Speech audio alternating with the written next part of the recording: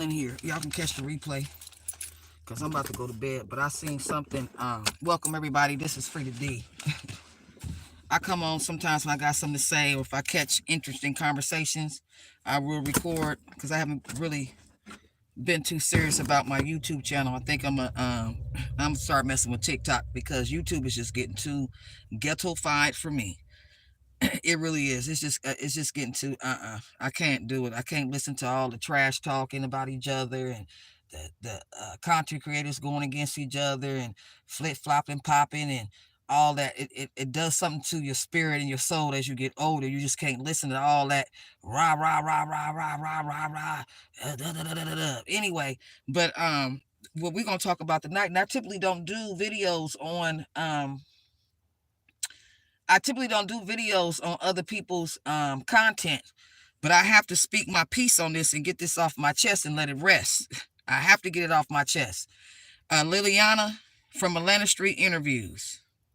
That's what we want to talk about. You guys need to go check out Liliana from Atlanta Street Interviews about her baby, right? Y'all can, whoever gets it, y'all can catch the replay. Anyway, now, first of all, I'm going to say this. I have 2 autistic neighbors. They live across the street. And they are autistic. Do you understand me? We're talking about if you've seen autistic people and how they react and how they act. And these people are functional. They drive. And they have 4 kids that are autistic as well. And they have 2 that's verbal, that's normal children. And they have 2 more that's autistic kids. The social workers come over there and they help them out with them kids, make sure the kids are getting their services. And they got them in programs. They catch the bus. And these people are married. Married. Now, I work for, y'all call it DCFS, I guess, back east. We call it CPS over here. I work for CPS Social Services and worked the hotline and worked with children. I used to go retrieve the kids from the hospital that parents used to bring their kids in for emergency, and they would do x-rays and find broken bones or either bones that had healed, because you could tell when a child has been abused inside their body by doing an x-ray, MRI. You could tell when the bones have healed and they had an issue. So I was the one to go down to the emergency room and I would retrieve the children from the parents, because the social workers in the hospital will call us to come pick up the kids. They'll call a social worker. The social worker will pass it to us, and we have to go down to retrieve the children. Now, check this out. What a lot of people don't know, when people call DCFS, that's what y'all call it. We call it CPS up here. When they call the CPS and do a report, the report goes by the number. It depends on the urgency and the emergency, but they always have to investigate. What people don't know, sometimes these social workers will remove these kids from these houses and they don't have no valid reason. At this point, you can go get a lawyer, because the only person that really decides for kids to be removed, the social worker comes out, she does her investigation. First of all, she passes it to her supervisor. They go over the paperwork and they decide if you need services. They decide if the kids need to be checked on every 2 or 3 months, or they offer you services. They just do not remove your children from the house. They check when they come in your house. We go in the house. We're checking for food. We're checking to see if every child have a bed to sleep in. We check the school records. We check to see if their shots are up to date. We talk to the school and the teachers. Sometimes we'll talk to some of the family members. This is what you're supposed to do before you remove a child. You just can't get to removing children out of the house. Now, if they find a defect, they're going to offer you services. Some parents have to take parenting classes. You have to comply with the parenting classes. You got to pay for it yourself. You got to get there yourself. So sometimes you may have parenting classes you have to take. If the kids are homeless, they will offer you service. They will offer you housing. They just do not remove your children out the house. You have to do an investigation first. After they do the investigation, you take it to the judge. You have to go to court. They take it to the judge, okay?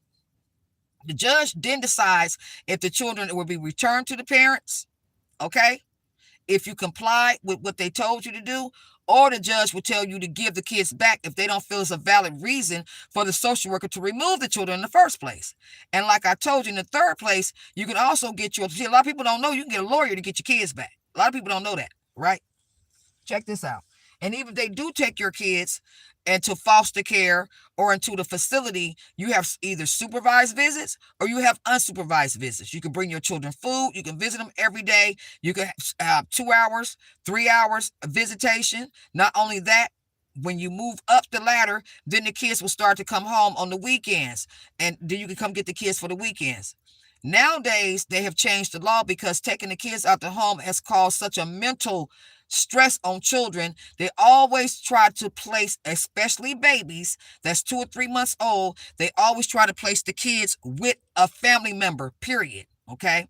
Now, Liliana from Atlanta Street Interviews, you guys got to go see that. Now, she stated, now, Marcus didn't ask no serious questions. I don't know if he was just infused. I don't know what it was, but he didn't ask any important questions because she didn't answer the question. The question is, why did you have to give your baby up to your mother-in-law? Now, she's stating that Defect called her mother-in-law, and the mother-in-law called her to tell her she has to come get the baby. That's a lie. That's a lie. Like I said, we have 2 autistic parents that are married that have 4 children live across this street. And like I said, they take care of their kids. They just don't remove your children from the home. Now, secondly, Liliana did not state that the social worker came to her house. There has not yet been an investigation, Liliana.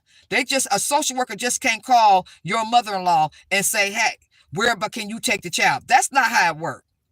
There has to be an open case first. They have to investigate first.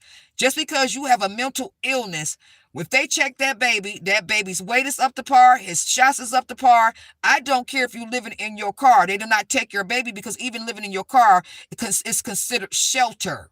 They can't even take your baby even if you're homeless. They cannot take your baby. That's not what they do. They're going to check his shots. They're going to make sure he's thriving like he's supposed to. They're going to make sure he's up to date on everything he needs. They just don't come take your baby. I don't know what the hell is going on, but this situation just really pissed me off. I don't know if Liliana is lying and she already had an open case. I don't know, maybe when she had her mental breakdown and she went to go get help. She's already getting help. So it sounds like she's already going to get services and she's getting help with her psychological issue or whatever her mental issue is.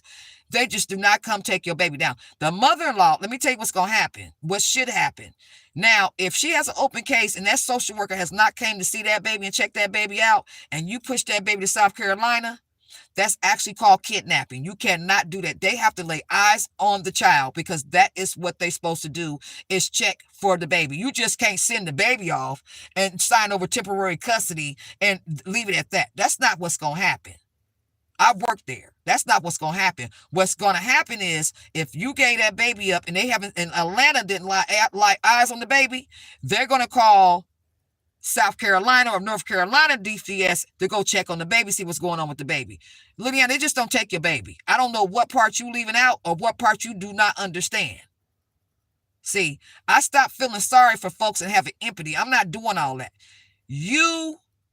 There has to be a case. They have to investigate. They have to find negligence, neglect of the child. Period. Even if they said you was on drugs, if that baby is being taken care of and he's thriving, his shots is up to date, he's gaining his weight, they still not gonna come in there, baby girl, and take your baby. So I don't know who fooled you or you trying to fool us. I don't know what the hell's going on because first of all, she has no rights to the baby because that is not your husband's baby.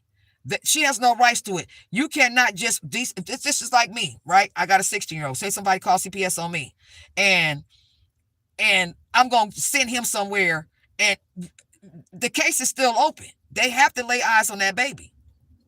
So I don't know what's going on. I don't know if she's capable of taking care of that baby. I don't know if she's mentally stable of taking care of the baby. But if you gave the baby up, you gave the baby up. Just say that. But what you're saying about the social workers is not true. They have to lay eyes on the baby. The social workers, that's a lie. I'm going to call you a liar. I'm going to call your mother-in-law a liar. She's a damn lie. They're not calling her, first of all, to come get your baby. That's BS. I don't know who called on you, but somebody had to make a open investigation. And first of all, they pop up. If you're not at the house, they're going to leave a card. They pop up. If you're not at the house, they're going to leave a car. If the baby goes to daycare, they're going to go to daycare. If the baby goes to school, they're going to go to school and they go talk to the kids. This is how it works. They just don't call your mother-in-law without talking to you and your husband, without investigating and laying eyes on that baby and telling her to come get the baby. So let me tell you this. So it sounds like there was already an open case. And maybe you did a non-compliance. You did not comply with what they was telling you. You did not go do a drug test like you're supposed to. Because if you're not doing drugs, what's the problem with doing a drug test? What's the problem? I'm trying to figure out when they call CPS, what was the complaint? What was the neglect? There has to be a complaint. It has to be a neglect. And like I said, they have to find you negligence of the child. Period. So I don't know what is going on with this story. I hope Marcus from Atlanta Street Interviews kind of dig in and investigate, because he acted like he was just fumbled and stumbled on this one. He was like, what the hell? It don't sound right. No, it don't sound right, because it's not right, Marcus. This is BS right here. This is BS. The mother-in-law can't call from South Carolina. How the hell? And the mother-in-law gonna say to Eliana, how they get my number? You know exactly how you got the number, because when you call CPS, they don't tell you who called. They can't tell you, and they won't tell you who called. So who called on you? What was the complaint? She did not say what the complaint was. She did not say what the complaint was. And that's what I wanted Marcus to ask. So what was the complaint, Liana, of the baby? What was the complaint? They just can't say, oh, she's on drugs. That's he say, they say. They just can't say that. They just can't come in testing you unless you acting strange. They just can't do that. That's not what they do.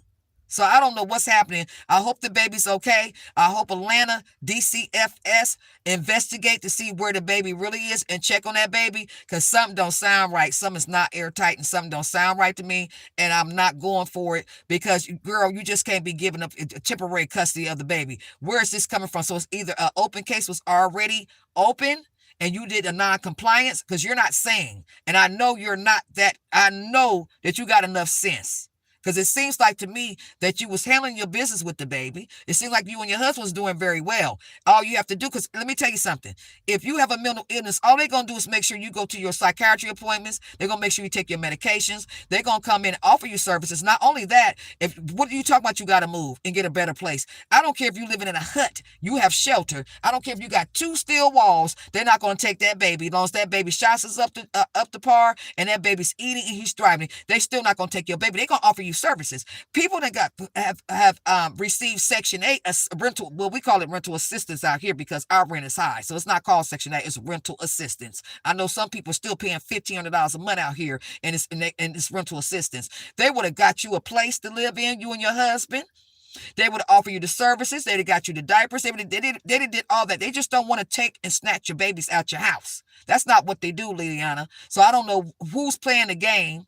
I don't know why what they call the mother-in-law, which is not, it's just your mother-in-law. That's not the grandmother. And she's going to call you, and you did not talk to social worker. I'm trying to figure out, did you talk to the social worker? What was the complaint? That's what I want Marcus to get to the bottom of. What was the complaint? I had to get it off my chest and let it rest. I had to come on and say this because something just is not adding up. I don't like it, because I seen a case like this. I worked for CPS for 20 years. Let me tell you something. This case reminds me of another case we dealt with. That lady said the same thing, and they end up finding that baby somewhere in a field, because she said that she gave the baby to a grandmother and to another state. And when they called that state and did a welfare check, the grandmother didn't know nothing about it, didn't have no baby, and the baby was gone. So I hope Atlanta go ahead and investigate to see where that baby, because you got to lay eyes on the baby. We need to see the baby, because the complaint is about the baby. The complaint, it sounded like the complaint was saying you was on drugs. What was the complaint about? It has to be CPS is about kids. It's not about the parents. Now, I done seen this baby on Atlanta Street Interviews channel. He looked nice and healthy to me. Y'all just did a DNA test. So what was the complaint? So, because Liliana seems a little slow, and that's okay. She seems a little slow. She got to catch up. So I hope these folks just didn't take the baby. I hope the baby is okay. I hope the baby's really in South Carolina, and I hope that baby is not somewhere else, and they trying to come up with this story. So you're saying, Liliana, that, oh, no, they can't what did she say? She said something in the form of, we don't have an open case right now, or they can't investigate because we don't have the baby. That's bullshit. No. I don't know where you got that from, honey, but they gonna see where that baby is. You just can't go giving up babies. And by you being on YouTube saying that shit out loud, baby, they coming for you. So you and the husband need to get ready. But if you're not able or mentally stable to take care of a baby, then maybe he need to stay where he is. Because at this point, if the mother-in-law really had the baby, you're not getting that baby back. You're not going to get him back. You was doing fine, so I don't know who told you that you wasn't. You look like you was doing okay to me. I know some people that's bipolar and raised children. I know some people that was on drugs and raised their kids. They just don't remove your children from the house unless there's some type of neglect, baby girl. They just don't do that. And that child is only 3 months old. He looked pretty healthy to me, and he looked like he was gaining his weight and doing what he's supposed to do. So I don't know who's playing these games, but somebody's playing a game about this baby. And Marcus Land Street Interviews, get to the bottom of it. Y'all have a good night. But that's all I have to say. I have to get it off my chest and let it rest, because that whole interview had me steaming. I was in the tub when I was listening to that. I had to get out the tub. I said, well, hold up. Wait, what? You didn't answer the questions. I still didn't get what you were saying. All I heard was you had to take a drug test. So somebody reported that you was on drugs? So either your mental health worker or the service that you getting from the mental health hospital turned you in and made a report, or your mother-in-law did it. Who did it? She not going to tell you who did it. Why would the social worker call her? That's kidnapping as far as I'm concerned. You taking advantage of somebody who's not mentally stable enough to understand.